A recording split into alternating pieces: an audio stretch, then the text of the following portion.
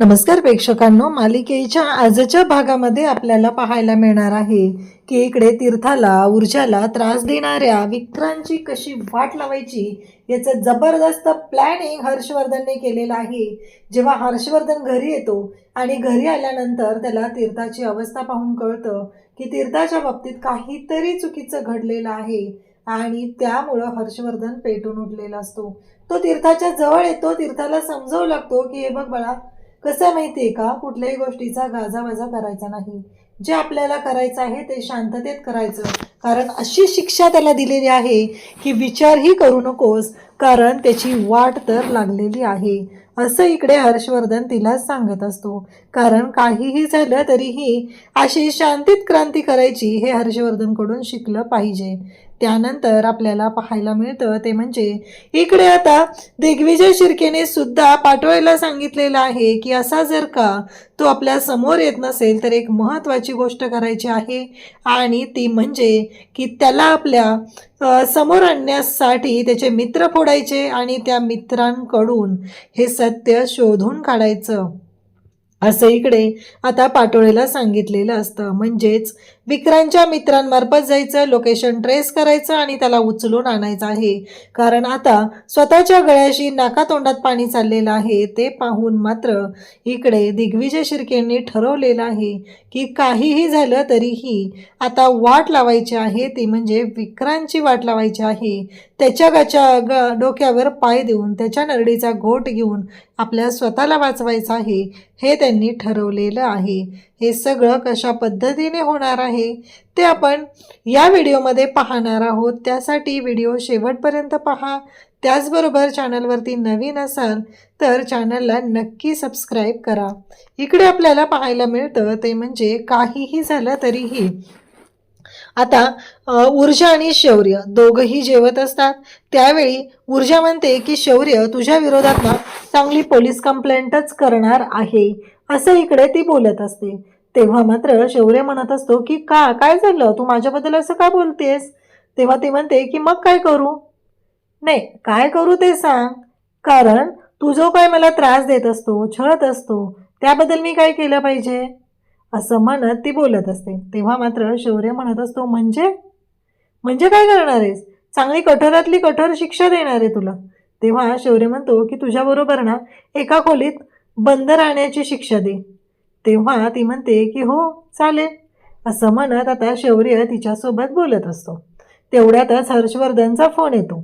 शौर्य म्हणतो की डॅड। हर्षवर्धन फोन उचलल्या बोलायला सुरुवात करतो, रात्रीचा डिनर करूनच येणार आहेस का? कारण ऑलरेडी हर्षवर्धनने त्याला सांगितलेलं होतं की एक गोष्ट लक्षात ठेव, काहीही झालं तरीही आत्ता सध्या महत्त्वाची कामं सुरू आहेत। हर्षवर्धन त्याला समजून सांगतो की हे बघ, काहीही झालं तरीही लवकरात लवकर तू ये, कारण तुझं जे काय चाललंय ते योग्य नाही आहे, असं हर्षवर्धन त्याला बोलत असतो। त्यानंतर इकडे आपल्याला कारण तू जहागीरदार असोसिएटचा वकील आहे एवढं लक्षात ठेव, हे सुद्धा त्याला सांगितलं जातं। आणि त्याचबरोबर इकडे शौर्य आणि ऊर्जा दोघंही बोलत असतात। ऊर्जा म्हणत असते काय झालं, तेव्हा शौर्य म्हणतो की मला निघावं लागेल। ऊर्जा म्हणते ती सगळं खाऊन घे, म्हणजे बघ पोटभर खा, असं ऊर्जा त्याला सांगत असते। तेव्हा शौर्य म्हणतो की चालेल। आता शौर्याने खायची तयारी दर्शवलेली असते। ऊर्जा सुद्धा त्याच्यासोबत असते आणि त्याला सांगते की काळजी करू नको, सगळं व्यवस्थित होईल। आणि शौर्य तिला म्हणत असतो मी तुला सोडतो। तेव्हा ऊर्जा म्हणते की नाही रे, त्याची काही गरज नाही, मी जाईल एकटी, असं ऊर्जाने त्याला सांगितलेलं असतं। मला जवळच जायचंय। ऊर्जा गाडीतून उतरते आणि निघालेली असते। त्याच वेळी शौर्य तिथे येतो आणि शौर्य म्हणतो काय झालं? तेव्हा ऊर्जा म्हणते नाही, काही नाही झालेलं। आणि मग इकडे शौर्य निघून जातो आणि आता विक्रांत मात्र इकडे वाट बघत बसलेलाच असतो, कारण विक्रांत त्याच्या 2 मित्रांना घेऊन गाडीमध्ये असतो आणि तो म्हणतो की चला आता यांची तर वाट लावायचीच आहे।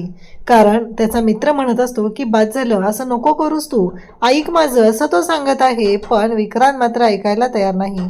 विक्रांत म्हणतो काही नाही होणार रे, बघ आणि इकडे ऊर्जा निघालेली असते आणि हा मूर्ख माणूस मात्र रस्त्याच्या कडेने चाललेल्या ऊर्जाच्या अंगावरती लिटरली तो गाडी घालतो आणि म्हणू लागतो की चल बघ कशी मजा आली आता, असं म्हणत त्याने जे काही कांड केलेलं असतं ते इतकं मोठं असतं की त्याच्या मित्रांनाही भीती वाटायला लागलेली असते की तो जहागीरदार वकील सोडणार नाही.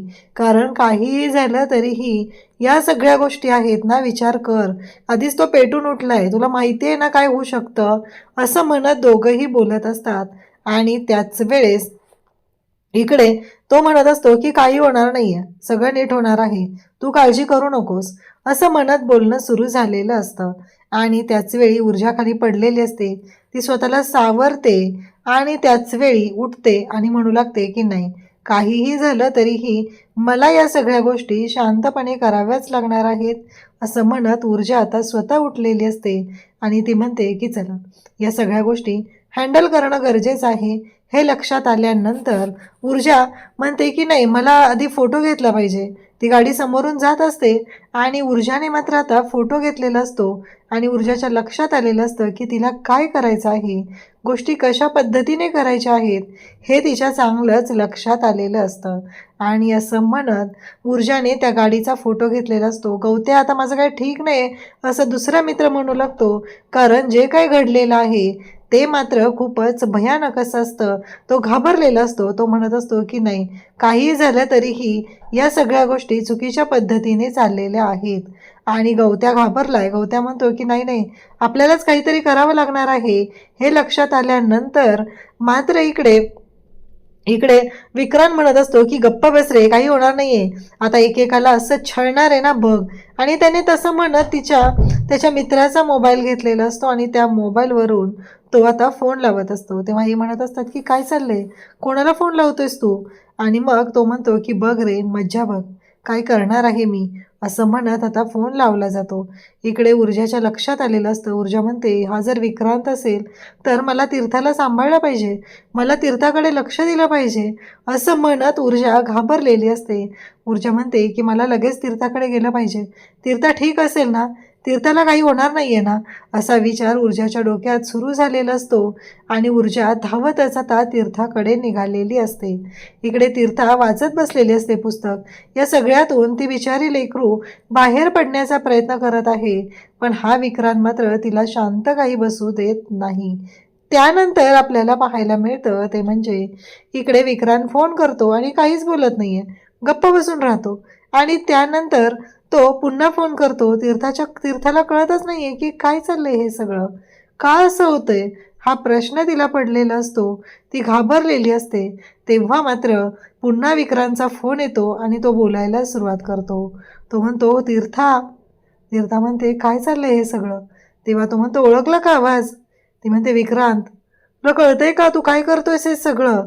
तेव्हा तो म्हणतो की मला माहिती आहे मी काय करत आहे ते, तुझी वाट कशी लागणार आहे त्याचा विचार कर, एकेकाला सोडणार नाहीये, घाबरलीस ना, बरोबर आहे, अशीच भीती तुझ्या मनात असली पाहिजे, असं म्हणत त्याने तीर्थाला घाबरवायला सुरुवात केलेली असते. आणि तेव्हा मात्र तीर्था घाबरत असते. तीर्था म्हणत असते की नाही, ह्या माणसाला सोडायचं नाही. पण तीर्थाच्या अंगात आता त्राणच उरलेले नसतात, ती एवढी घाबरलेली असते. ऊर्जा घरी येते. ऊर्जाचं सगळं साहित्य चिखलाने माखलेलं असतं, अंग माखलेलं असतं. आजी तिला विचारतात की काय झालं. तेव्हा मात्र ऊर्जा म्हणते की एका गाडीवाल्याने चिखल उडवला ना, पावसाचे दिवस आहेत. आजी म्हणते असं झालंय का. मग तेव्हा मात्र आता ऊर्जा आणि त्याचबरोबर आजी, ऊर्जा म्हणते की तीर्था कशी आहे, तीर्थाचं काय चाललंय. त्यावरती आजी म्हणतात अगं ठीक आहे, ती सावरते या सगळ्यातून. तेव्हा ऊर्जाच्या लक्षात आलेलं असतं. ऊर्जा म्हणते नाही, हे वाटतं तेवढं सोपं नाही आहे, असं म्हणत आता ऊर्जा धावतच आजींकडून तीर्थाकडे जाऊ लागते. तेव्हा आजी तिला म्हणत असतात की अगं काळजी नको करू, तीर्थ आहे ओके. पण ऊर्जाच्या लक्षात आलेलं असतं की काय प्रॉब्लेम झालेला आहे. आणि मग मात्र ऊर्जा पुन्हा धावत जाते आणि त्या क्षणी तीर्थाला शोधते, तर तीर्था मात्र तिथं नसते. तीर्था तर एका कपाटाच्या कोपऱ्यात लपून बसलेली असते. ऊर्जा विचारते काय झालंय तीर्था, काय चाललंय हे सगळं. तेव्हा तीर्था म्हणत असते की तो विक्रांत, तो फोन करतोय, मला भास होतात त्याचे, असं सांगितलं जातं. आणि तेव्हा मात्र इकडे ऊर्जा विचारते काय झाले नक्की. तीर्था म्हणते की त्याचा फोन आला होता. आणि तीर्था जेव्हा हे सगळं सांगते तेव्हा मात्र इकडे ऊर्जाच्या लक्षात आलेलं असतं की काहीही झालं तरीही आता आपल्याला शांत बसून उपयोग होणार नाही. ऊर्जा तिला शांत करू लागते आणि त्याच वेळेस इकडे ऊर्जा तिला म्हणते की हे बघ, काळजी करायची गरज नाही, कारण काहीही झालं तरीही आम्ही सगळे आहोत ना तुझ्यासोबत, घाबरू नकोस तू. असं म्हणत ऊर्जाने तिला शांत केलेलं आहे, तिला समजवलेलं आहे की हे बघ, अजिबात घाबरण्याची गरज नाही, तू पहिलं शांत हो, काही होणार नाहीये, असा विश्वास ऊर्जाने तिला दिलेला असतो. आणि ऊर्जा तिला समजवत असते की हे बघ तीर्था, अजिबात तू घाबरू नकोस, आम्ही सगळे तुझ्यासोबत आहोत, पहिलं तू शांत हो. असं म्हणत ऊर्जाने तिला शांत केलेलं असतं, तिला सांगितलेलं असतं घाबरण्याची गरज नाही आहे. आणि मग ऊर्जा रूममध्ये येते आणि तेवढ्यातच पुन्हा तीर्थाचा फोन वाजू लागतो. आता तीर्थाचा फोन वाजल्यानंतर ऊर्जा तो फोन उचलण्यासाठी जाते आणि ऊर्जा म्हणते की हे बघ तीर्था, काळजी करू नको, हा फोन जो आहे ना तो गौरवचा फोन आलेला आहे, घाबरण्याची गरज नाही आहे, तू घाबरू नको, असं सांगितलं जात असतं. पण तीर्था मात्र खूप घाबरलेली असते, तिला कळतच नाही आहे की काय करायचं आणि कसं करायचं. ती घाबरून म्हणत असते की नाही नको, तो विक्रांतच फोन करतोय. तेव्हा ऊर्जा म्हणते की हे बघ, आम्ही सगळेजण आहोत ना, तुला काही होऊ देणार नाही, तू शांत हो पहिलं, घाबरण्याची गरज नाही आहे तुला, असं ऊर्जा तिला ठणकावून सांगत असते. तेव्हा मात्र तीर्था म्हणत असते की नाही, तो विक्रांत फोन करतोय आणि तो वाटेल ते बोलतोय, असं जेव्हा सांगितलं जातं तेव्हा ऊर्जा म्हणते की शांत हो. ऊर्जाच्या पाठोपाठ आजीसुद्धा तिथं आलेले असतात आणि आजी म्हणतात की काय झालंय नक्की, कशासाठी. तेव्हा ऊर्जा पाहते, ऊर्जा तीर्थाला जवळ घेते, तीर्थाची समजूत घालते, हे आजींच्या सुद्धा लक्षात आलेलं असतं. तेव्हा मात्र आजी म्हणतात की हे बघ ऊर्जा, काळजी करू नको, सगळ्या गोष्टी व्यवस्थित होणार आहेत, तू बिनधास्त राहा, असं सांगितलं जात असतं. तेव्हा मात्र इकडे आजी म्हणत असतात की ऊर्जा तू आवर. आणि इकडे ऊर्जा मात्र इकडे सांगत असते की हे बघ, काहीही झालं तरीही आम्ही सगळेजण तुझ्यासोबत आहोत, त्यामुळं तुला घाबरण्याची अजिबात गरज नाही, असं म्हणत आजींनी तिला शांत केलेलं असतं आणि ऊर्जाने सुद्धा तिला शांत केलेलं असतं. आणि त्याच वेळी समजून सांगितलेलं असतं की काहीही काळजी करायची गरज नाही, आम्ही सगळे तुझ्यासोबत आहोत. इकडे विक्रांतला मात्र मजा येत असते आणि त्याच वेळी त्याला भारी वाटत असतं की हे सगळं जे काय आहे ते आपण घडवलेलं आहे, त्याच पद्धतीने सगळं झालेलं आहे. आणि मग मात्र त्याला भारी आनंद झालेला असतो, तो खुश झालेला असतो की चला, गोष्टी आपल्या पद्धतीने झालेत ना, मग बस, असा विचार त्या माणसाच्या डोक्यात सुरू झालेला असतो. त्याला जराही लाज वाटलेली नसते, तो जे काय करतोय त्याचा जराही त्याला काहीही पडलेलं नसतं. आणि आता मात्र इकडे ह्या सगळ्या गोष्टी जेव्हा घडत असतात तेव्हा मात्र ऊर्जा म्हणत असते की नाही, हे सगळं जे काही चाललेलं आहे ना, हे थांबवलं पाहिजे, कारण या सगळ्या गोष्टी चुकीच्या पद्धतीने चाललेल्या आहेत. हे लक्षात आल्यानंतर ऊर्जा म्हणते की या सगळ्याच्या मागे हा जर का विक्रांत असेल तर मी त्याला सोडणार नाही.